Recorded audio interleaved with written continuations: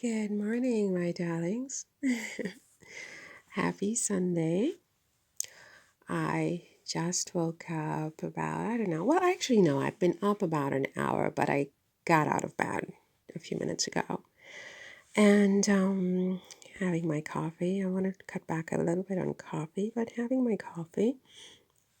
And I powered up to see what was going on with Meghan and Harry, and could barely find a video that was not like poisonous for my soul on a Sunday morning. It just filled with so much, ugh, you know. And for my psyche, it's not good. I had to find an old video. How old is this video? 10 months ago, because I couldn't. It's a lot. But anyway, I wanted to take a look at this because this was 21 a day ago they did this. Who is this? GB News, something in England, I assume, or maybe Australia. It's England. And I did listen to it, the whole thing. How did I do that? I don't know. It wasn't so, there's gross and there's filth, and then there's like, something that's unpleasant, but okay, you can stand it a little bit. So I listened to it. And apparently Princess of Wales shakes up her staff in what is reported as revenge on Meghan. I mean, that in itself is toxic, I agree. I mean, what does Kate's staff have to do with Meghan? Meghan is in America. She's in Montecito. She's quietly in her home. I'm sure she has not spoken to Kate in God knows how long. The last reference about Kate was on her Netflix video where she talked about, hugging Kate and, Kate recoiling, right? Is that why Kate needs revenge? I mean, I would say, as a human person, as a woman, if it's true that Kate was so cold and unfriendly and unwelcoming to Meghan, that rather than seek revenge and be even more toxic and just ill, she could work on some sisterly love, and spread that in the world.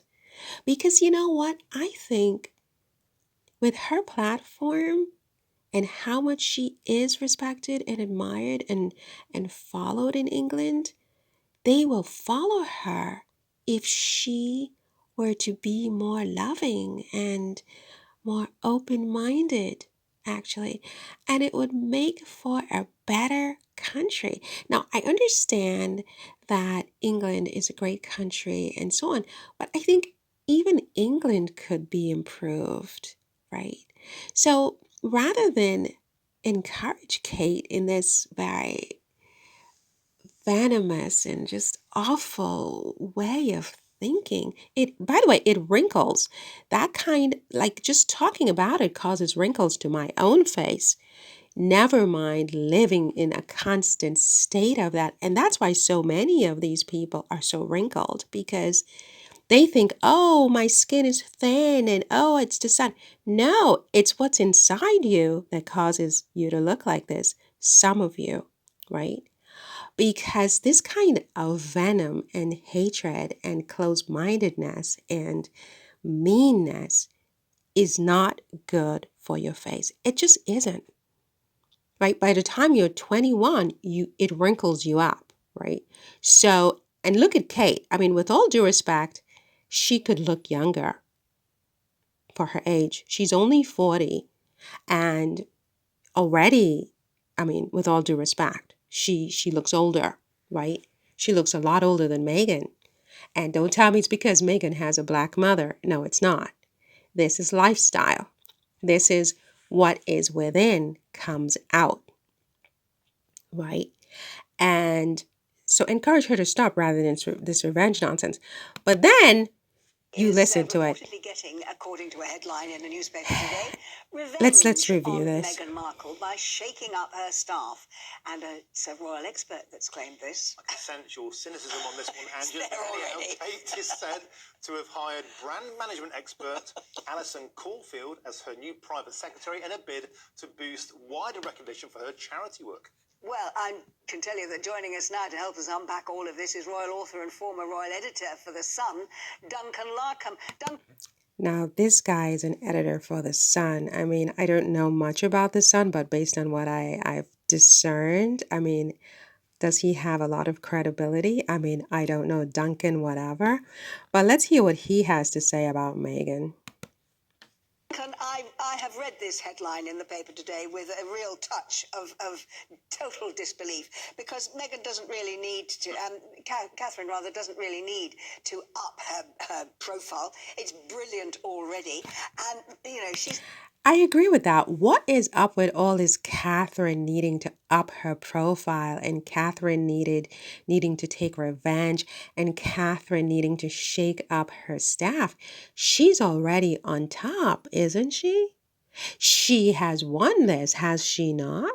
She gets all the praise. She's wonderful. Even when she reduced Meghan to tears before her wedding, she's congratulated for her genius and for her brilliance and for her class and for her this and for her that. So why does Catherine not only need to take revenge on Meghan, who is completely now a non-factor in this experience, that she also needs to up her staff with some kind of, I don't know what adjective I could add to this woman without being part of the problem. But I mean, you know, why does she need these pit bull type of staff to shake her up when she already seems to me to be on top? And, you know, she's not being threatened by Meghan. Is this a newspaper trying to suggest that there's going to be a cat fight between these two? Well, I think, yeah, beware of a headline. I mean, we really, that came up in a discussion I was having with other royal experts about where we're at with Kate. And I think enough time has gone. Royal experts. What does that even mean? By now, since the Queen's funeral, to see what is in store for us with Kate. She is not going to take a back seat behind the Prince of Wales, her husband. She's not going to take a back seat behind the Prince of Wales. I mean, look, whatever her strategy is at this point. I mean, I have noticed that she has been taking a very sort of high profile front seat, while at the same time, I don't see William at all. And it does seem like Catherine is now carrying the weight of the monarchy on her narrow little shoulders. And it's very, very interesting that they're doing that, where she is now in front of William and she's in front of Charles and she's in front of Camilla. It's like they really believe, because if you remember before Meghan, you never heard about Catherine. The press was mocking her for being lazy and for doing absolutely nothing. And then Meghan comes on the scene. They race her out of the palace. They race her out of England. They say that she's a drill sergeant who calls her staff at 6 in the morning and leaves emails. And then Meghan leaves and she goes and she does her life from America. And suddenly Catherine is this type A woman who never sleeps, who's carrying the monarchy on her tiny little shoulders while her husband takes a backseat and he is the future king. Where you saw the same dynamic with Diana and Charles, where Charles became unhinged with jealousy. And the same thing is going to happen here with William and Kate eventually, because the more they push her up in their desperate attempt to revenge on Meghan, is the more popular she's going to get and the less popular William is going to get. And this guy's character, William, if he punched down his brother the way he did, William has a jealous personality as well. It runs in the family and it's not going to work. This is going to backfire.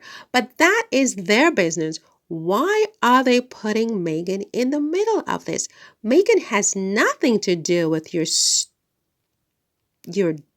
oh, I don't want to say it. It's on Sunday morning. But Meghan has nothing to do with any of this. Meghan is minding her business. She's creating her empire with her husband. They're having a lot of success, and trying to make Kate into Meghan is not going to work because Kate is not Meghan. Kate is not Meghan. Let Kate be who she is naturally without trying to force her into being something and shaking up a staff. It's not about the staff. It's not the staff that makes Meghan how she is. Meghan is how she is. And Catherine is how Catherine is. Just let her be Catherine. Let her be the Princess of Wales. Let her just be, she doesn't have to do anything. It's so obvious what you're doing, watching to see everything Meghan does, even her very outfits, the colors she wears, the style she wears, copying everything. And then with the audacity, and it's very typical. I mean, England did not conquer the world because it was like this innocent bunch of innocent people who were just, no, these people have always been like this, right? So you take what belongs to others. This is a part of your DNA, isn't it? You take what belongs to others. You cop Meghan's style. You cop all her ideas. You put them into Catherine, and then you say Meghan is competing with Catherine, and Meghan is copying Catherine. And then now we have Catherine taking revenge on Meghan when Meghan has nothing to do with any of this. It's you. It's you people with the problem.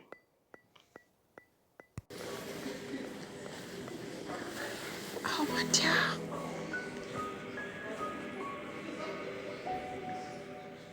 Oh my God. Oh my God. Oh my God. These churches in this country break my heart. Literally. They break my heart. Because I see like the work of human beings who really just, oh my God, without like modern technology, look at what they did. And I am humbled by it, I really am.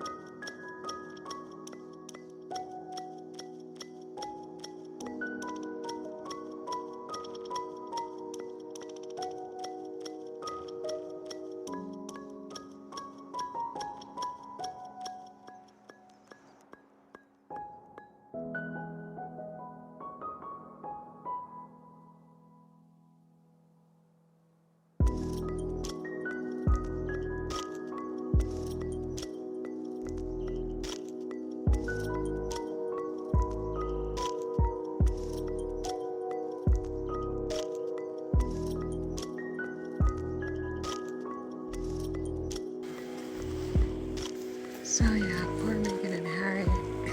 Well, not poor Meghan and Harry, because there's nothing poor about Meghan and Harry, but being mocked on this thing called South Park. Don't tell anybody, but I don't know what that is. What is South Park? I don't know. Is it like maybe it's like a Saturday Night Live type of show, it sounds like? I have no idea. But apparently it's the authority on everything because the British press are just eating up the fact that they have been mocking Meghan and Harry as being like stupid and what dumb and stupid. And who wants to be called that? No matter who you are, That's why I say poor Meghan and Harry, because it's just so negative and so draining, Look at the stained glass. You can't see the stained glass from my camera, but it's stunning. Absolutely stunning. What is the name of this church? It's a good question. Saint Martin quelque chose. I have to look when I go out. I forgot to look. But, you know, all Meghan and Harry can really do is just keep going, and just focus on what matters and let them have their moment, because they're not making fun of me because I don't matter. So the fact that they're making fun of Meghan and Harry means that Meghan and Harry matter. They count. They're important. People give a damn, you see.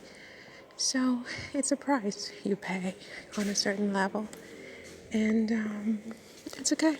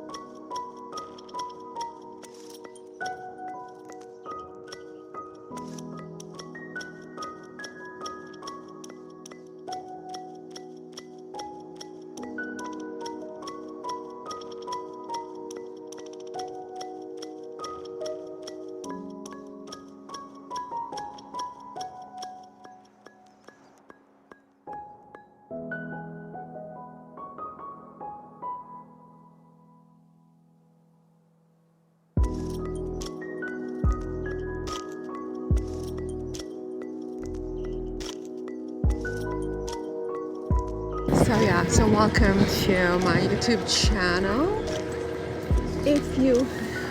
This church, I wonder, I know it, but I don't remember which one it is.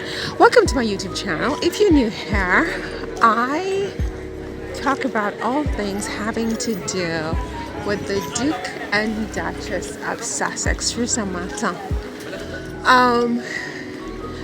Prince Harry, the Duke of Sussex, and his beautiful wife. Look at this thing. Meghan Dutch. This is Gothic.